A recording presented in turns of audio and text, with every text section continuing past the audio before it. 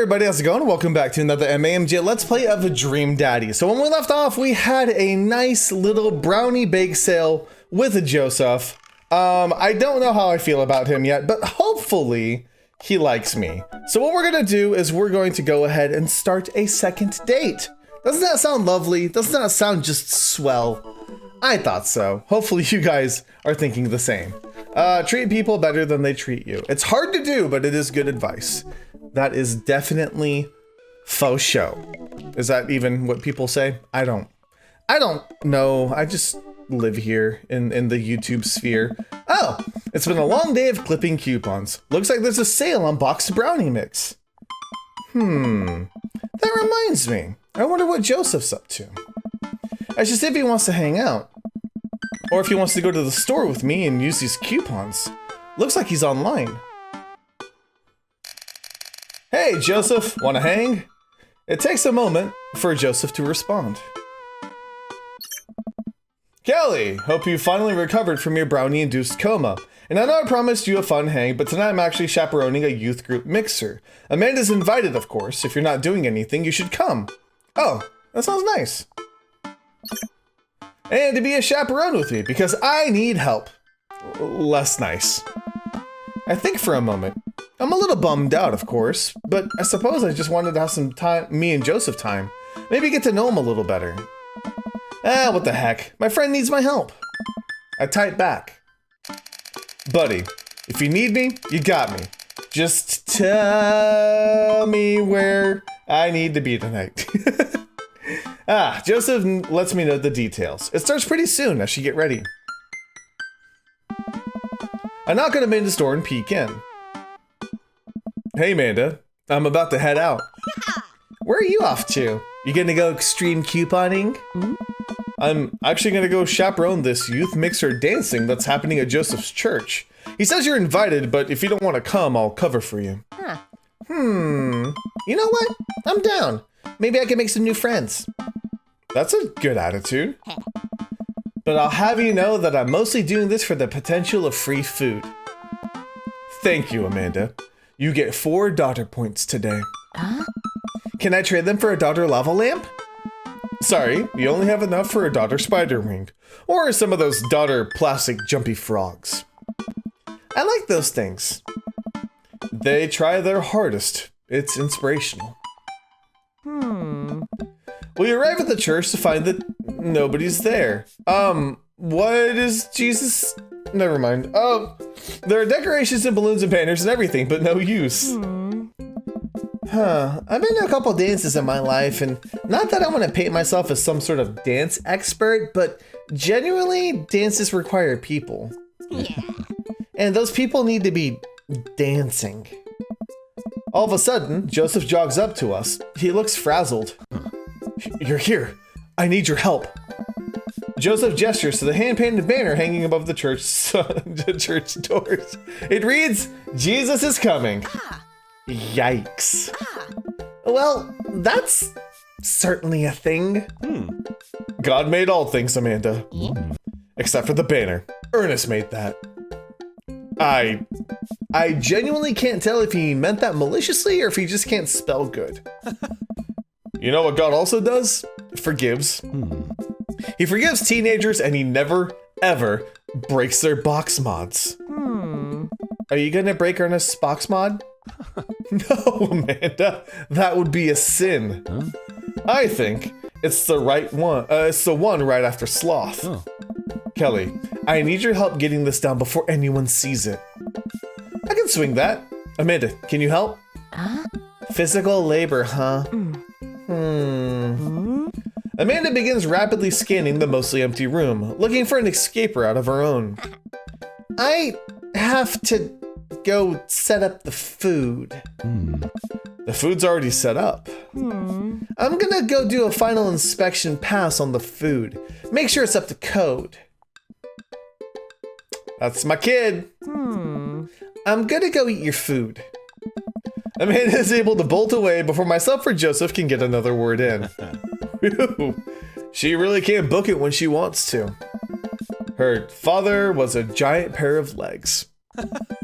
I dated some giant arms once, but It turned out they were all right. You must have been devastated. Oh. It was an Armageddon. Yeah. Okay, guys, come on. No, I get it. Oh. I'll workshop it. There's a gem in there somewhere. Wow. I'm really glad you're here, Kelly. Are you enjoying my company, or did you just lure me here for my strong arms and height advantage? Yeah. A little of both. It's always something with you, Joseph. Nice. Something handsome and pious? You're not that pious. Yeah. Debatable. You just alluded to breaking a child's vape pen. Oh. I would have lost the debate. Oh. You ready to do this? Let's make some magic happen. Oh. Magic isn't real, Kelly. God was also a bush one time. Oh. True. Joseph and I grab a stepladder and walk over to Ernest's banner. Yeah. That turd Ernest had one final trick up his sleeve. Looks like this nightmare is stapled and taped 6 ways from Sunday. Any ideas? Oh, Kirk Douglas. What happened to your strong arms and height advantage? Ah, right, I forgot about those. But I realize my oversized dad fingers are far too large to get leverage on the tiny staples. You got a hammer I can use to pry these off? Kelly, this is a church. We get a little nervous around hammers. And nails. Okay. Yeah. I'm kidding, we just don't have a hammer. Yeah.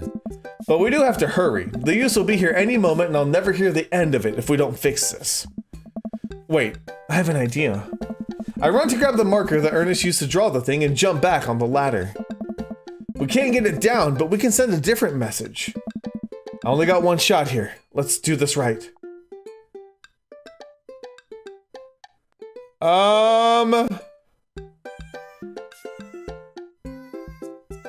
Calming?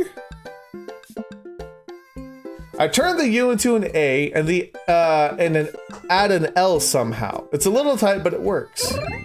Well, that's true, I guess. Bask in his calming presence, Joseph. Relax. Crisis averted. Let's just hope the youths don't notice. Joseph checks his watch. Huh? The DJ should be here by now. Just then, the doors swing open and a man struts in with his DJing equipment. I've seen you before! Norm MacDonald! Wait, you're not the usual guy. What happened to Evan? Evan knew exactly when to play the Cupid Shuffle. Hey, I'm not Evan. Evan sold all of his DJ equipment to backpack through Europe, so I'm filling in for him. I do envy him, though. What I would give to drop everything and start over. Are you alright? Alright, I'm better than alright. I'm DJ Spin Master Quinn. He sighs heavily. I usually do trivia nights, but I moonlight on the 1s and 2s to give myself a sense of purpose in life. Is he okay? Yeah. Well, you'll have to do. You have a playlist of fun songs that youths will like that won't inspire impure thoughts or tempt them to the dark side, right? The DJ thinks for a moment. All right. Believe me, buddy, I got what you need. Yeah. Okay, great. I'll get you set up. The DJ leaves. Let's keep an eye on this one.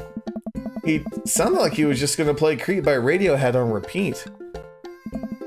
After some time, kids from the community start filing into the dance hall. Some of them seem to notice our sign hack, but they don't seem to care. Most of the kids group off into tiny clusters, standing in circles and casting sideways glances at other groups of teens. Man, I do not miss being a teenager at social functions. Hey, party people! Everyone in the room turns their attention to the DJ. DJ Spin Master. DJ Spin Master Quinn coming at you with the sound that people want. We're off to a good start. Hey. This next tune comes out to all the ladies in the audience. Ladies, let me hear you say yeah! A few half-hearted yeahs echo through the crowd. Nice. Alright! Hey. He sighs again. I am so sad. Man, it's been a heavy couple days. This next one's actually just for my wife, Sandra. I hope we can work things out, my little honeysuckle vine. Now, who wants to listen to Radiohead's Creep? Wow. Amanda slides up to me, pizza in one hand and punch in the other. Creep, huh? Bold choice for a youth group. Let's see where he goes with this. After the song finishes, he plays Creep again. Is the DJ crying? If you want to watch the kids really closely, you can catch some cringe every time Thom Yorke swears. There they go. Maybe we should do something about this. Joseph runs up to us. He's killing the vibe. They're all listening to swears. Sad swears. We have to do something. You guys should try to give him a pep talk. Maybe work him up to Everybody Hurts by REM, or at the least, No Rain by Blind Melon. You want to help us cheer him up? Actually, I just saw my friend, Frederico. Frederico? He's from Latin. I didn't know you were taking a Latin class. I'm not. Oh. So he's from the country Latin? Yes, it exists. Don't Google it. You can go, Amanda. It's fine. And she's gone. I am sad. I know you're sad, buddy. Joseph and I make our way to the DJ booth where Spin Master Quinn is having a quiet cry. Hey, bud. Hey! Hey, my dudes. How's the party jamming? Oh. It's, not? That's I'm sorry, fellas. Just taking a moment to find my groove. Gotta play the sad tunes to properly appreciate the bangers, right?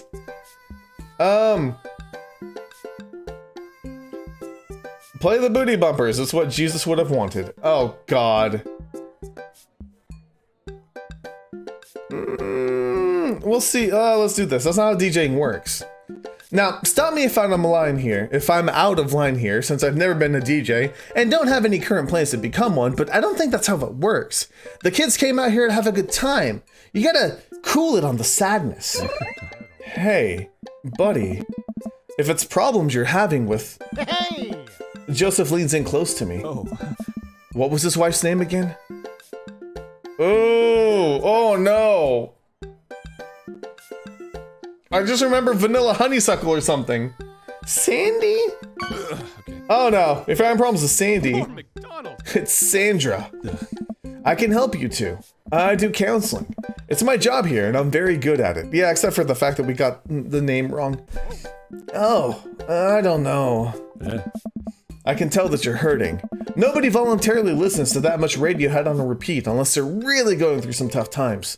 Trust me, I know. I am so sad. Joseph places a hand on Spin Master Quinn's shoulder, who immediately collapses into Joseph's embrace, crying quietly. There, bud. It's gonna be okay. Thank you. I'll put on some dance hall anthems. You're the best, Spin Master Quinn. With yet another crisis averted, Joseph and I return to the dance floor, where Amanda's waiting with an ice cream cone. Yes. They have ice cream here. Good work, Amanda. How's it looking out there? Well, for a dance, there's not a whole lot of dancing. Huh. Looks like people are starting to bail, though. This is a disaster. Yeah. Don't be so hard on yourself. This ice cream? Top notch. I'm sorry for dragging you into this, Kelly. You and Amanda should just go home. I'm not gonna make you stay here for the train wreck. It's not a disaster. We can still fix this. We can... I suddenly realize what we have to do. Amanda, get out of here. I don't think you're gonna want to be here for this, or be seen with me after this. What? Oh God, you're not going to... I throw my car keys at Amanda. I'll get a ride back with Joseph. Just remember me as I am right now, not as what I'm about to become. Amanda nods. Nice knowing you, Pops. She runs out the door. Oh, Cracker Barrels. Joseph, I'm gonna turn it up on the dance floor. With luck, we can get these youths into it as well. Are you in or out? Oh. Joseph stares at me. He knows what has to be done as much as I do. Yeah. See you on the other side? See you on the other side. Joseph and I walk out onto the dance floor in the middle of the room. The youths all stare at us, unsure of what we're doing. Time to get our groove on. Let's start them off easy and work our way up to the more technical stuff. Oh no, okay, roll the dice, yep. I pull out the classic handshake and dice throw to the music. I'm a little offbeat, which is expected of any dad, but I think it's a nice baseline to work from. Oh. Joseph follows along, bopping his head along to the beat. Simple but smart, that's good. I look around. Well, it looks like we've got everybody's attention. All right, Kelly, let's turn up the heat. Running Man! Oh. Since time immemorial, this move has never let me down. I start jogging in place, matching the movements with my arms pushing out. This seems to awaken something in Joseph, who feels the fire of the Running Man deep within him. I look around to the youths. They're getting into it. Oh. Nice work, but we'd better pick it up or they'll lose interest quick. Oh, I'm about to bust out a windmill. Oh, Kirk Douglas. I've seen breakdancers do this, so it shouldn't be too hard. I dropped to the floor and tried to spin my legs around. I'm sure this does not look appealing. That does not look appealing. I look around to the youths. They are not appealed. They're not looking too lively, but we can still yet turn it around. Oh no, attempt twerking. Alright, can you moonwalk? I start sliding my feet backwards. I can't tell if this looks good or not, but I think these kids have seen enough people doing moonwalks that they understand the general concept. Good one. Joseph makes a moonwalk attempt as well. Surprisingly, dude pulls it off flawlessly. Oh. I look around to see the youths. They're cheering. Alright, time for the big finish. Oh no! Oh no! I'm gonna lift Joseph up. If I do a backflip, this game will be over. I'll be in the hospital and I'll be dead. Death drop? No. Okay, let's lift him up. I approach Joseph and motion to him that I'm about to lift him up. Oh, Kirk Douglas. Are you strong enough to do that? I don't know. Without regard for human safety, I summon all of my might and lift Joseph up above my head. It isn't quite Dirty Dancing, but Joseph is a good sport and spreads his arms wide while I spin him in a circle. Oh. I look at the crowd. They seem to love it. Somewhat obligingly, the kids take to the dance floor and start to move around. Before long, they're starting to laugh and enjoy themselves. It was dicey, but we've done our jobs. Excellent. Come on, the rest of the chaperones will take it from here. What? I have something to show you. It's an ice pack for your back. Joseph leads me out of the main room and down various darkened corridors of the church. I can barely see anything and find myself tripping over my own feet. Joseph, I think I lost you. His hand finds me in the darkness. I'm right here. I'm glad he can't see me blush. We keep walking. Where are we? We're almost there. I actually have to admit that I was a little dishonest with you. I didn't just invite you here to help me chaperone. What happened to lying being one of the 10 things you're not supposed to do? I think there's an exception for when you're trying to surprise a friend. Joseph closes the door behind us. I guess we're in a random room in the depths of his church now. What could he possibly have planned? So, last time we talked about escaping to an island where we could live out our easy tropical lifestyle, where our only worry is trying to find that lost shaker of salt. Since we can't actually do that, I figured I could bring a little bit of the tropics to Maple Bay. It's not quite Margaritaville, but something like it. Joseph throws on the lights. Oh, Margarita Zone! Welcome to the Margarita Zone. I look around as my eyes adjust to the light. It's his office, but there are twinkle lights strung across the walls, little garlands of fake flowers, and 2 beach chairs set up in front of the desk. There's a blender and 2 glasses sitting on a table. Ukulele music plays softly in the background. Joseph, this is amazing. Nice. There's no pop tops here on step here, buddy. You did this for me? Joseph takes a seat and gestures for me to do the same. Oh. I did this for us. I think we've both earned it. I settle in while Joseph pours us both margaritas. You really went all out. Hey. I have a flair for the dramatic, and you can't lead the community if you don't know how to make a good margarita. I take a sip of mine. This is a killer margarita. I would follow this man. Okay. Do you think the dance is gonna do okay without our sick dance moves? Aye. No, not here. You're missing the point of Margarita Zone. Margarita Zone is a place of rest and relaxation. It's a place where you can kick up your feet and forget about your worries for a while. Oh no! It's heaven on earth with an onion slice. I don't know the lyrics. I think that's Cheeseburger in Paradise. Oh, we're not gonna get a good picture of him. Oh, right. I'm just now realizing that I only know 2 Jimmy Buffett songs. I'm gonna have to revoke your dad card for that one. Joseph gestures to the makeshift island bar he's made. Yeah. You know, it's funny. This reminds me so much of when I was younger. I've been meaning to ask, what did you do before you started preaching?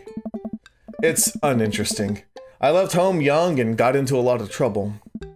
What kind of trouble? Trouble meant I got to go wherever I wanted, whenever I wanted. I hitchhiked around the country and went on adventures, met all kinds of people, did some stuff I'm not too proud of. But I was young and in love, and I didn't have to answer to anybody. And now, I host fundraiser car washes and take the kids to soccer practice on the weekends. Yeah. Sorry, I didn't mean to get heavy there. It's okay. It seems like you spend a lot of time taking care of others, but not enough time taking care of yourself. If you need to talk about it, I'm here for you. Joseph stares deeply into the blender filled with ice and margarita mix. Yeah. It's just... I think about Margaritaville a lot, or I guess the concept of it. A place where I could strum on my 6th string while I wait for the shrimp to boil, drink margaritas all the time, and forget my worries. It's an easy life. I had Margaritaville once. Yeah. But I think the closest I'm ever gonna get back to it is a Margarita Zone.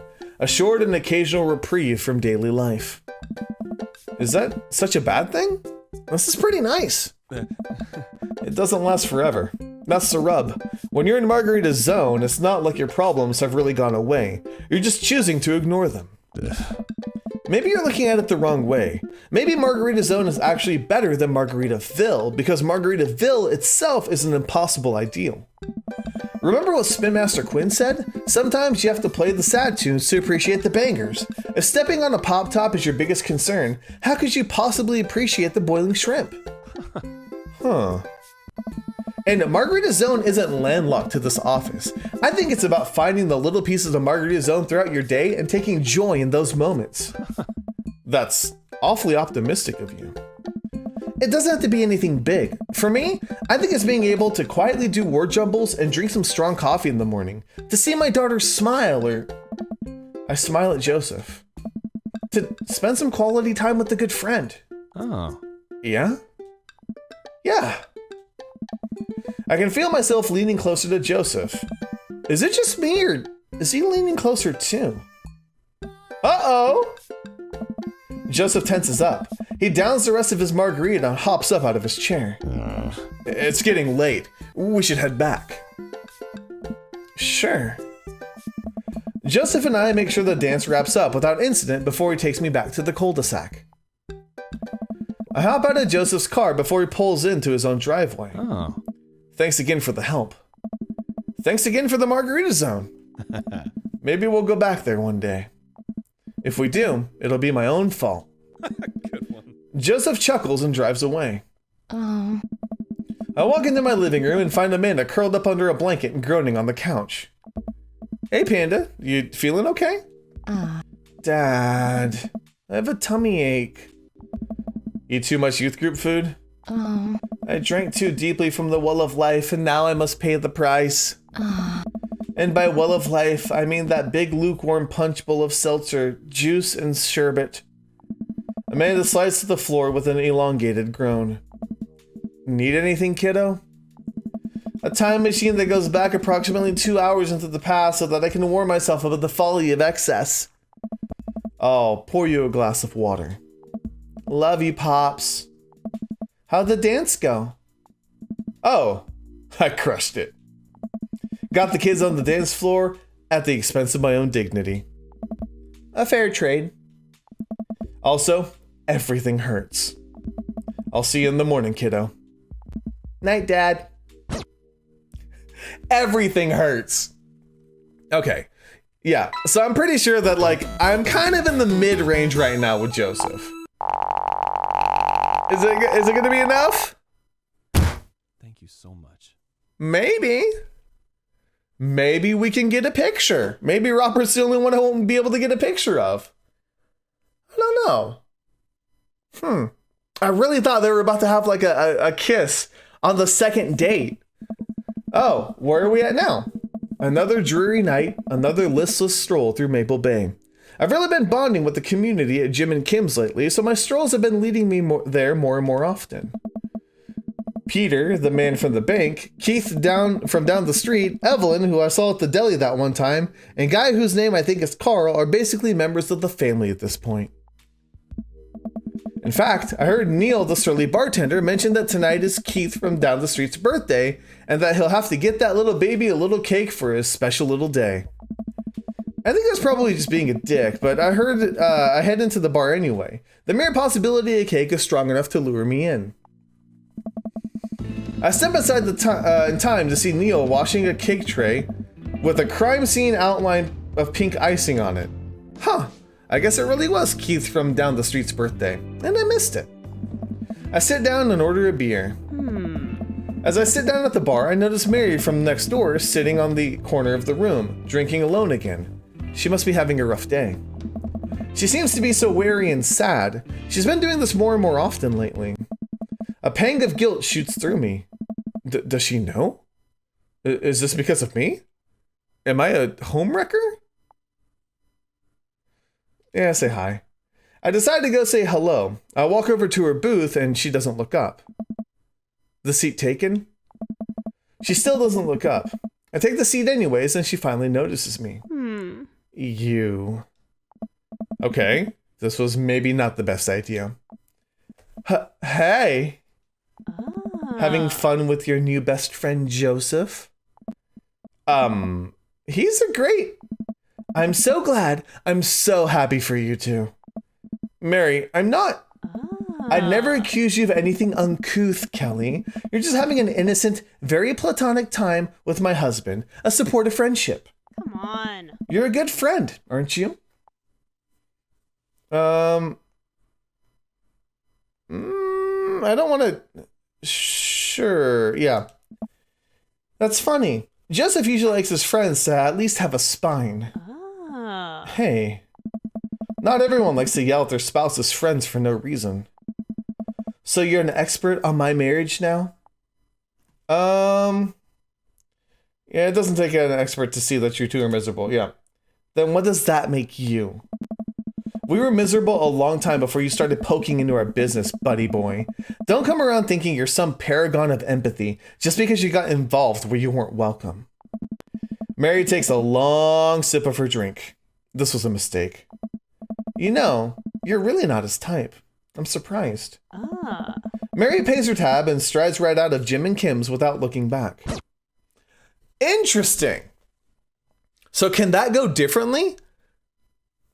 I don't know. Does Joseph have two different outcomes? Like, can you... I wouldn't want to be with Mary, though. And this is Dream Daddy, thank you very much. So I'm going to actually go ahead and leave this episode right here. Thank you guys so much for watching. Let me know if you enjoyed. I'll see you guys on the next MAMJ Let's Play.